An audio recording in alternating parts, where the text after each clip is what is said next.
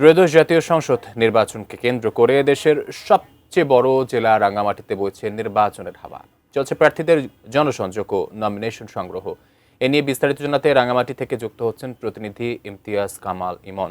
ইমন, আপনার কাছ থেকে জানতে চাচ্ছি, রাঙ্গামাটিতে নির্বাচনী উৎসবে আমেজ চলছে, কি আছে আপনার কাছে তথ্য জানাবেন আমাদের বিস্তারিত।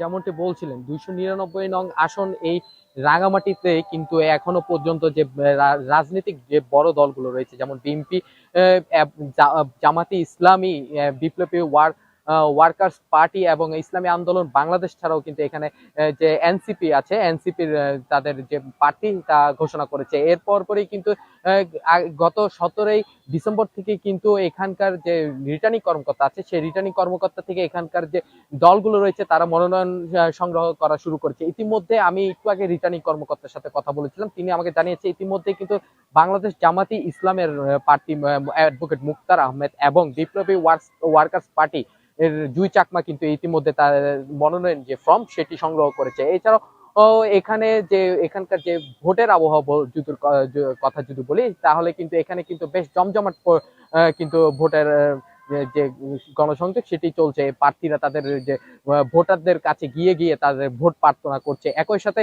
এখানকার যে আঞ্চলিক রাজনৈতিক দলও কিন্তু নির্বাচনের ঘোষণা দিলে এখনো পর্যন্ত তারা প্রার্থীতা ঘোষণা করেনি এবং সকলে প্রত্যাশা করছে যে এখানে একটি তারা যে প্রার্থী তাদের জন্য কাজ করবে, উন্নয়নে কাজ করবে, তাদেরকেই তারা ভোট দিয়ে এখানকার নির্বাচিত করবে। তো সব মিলে এই ছিল আমার কাছে সর্বশেষ।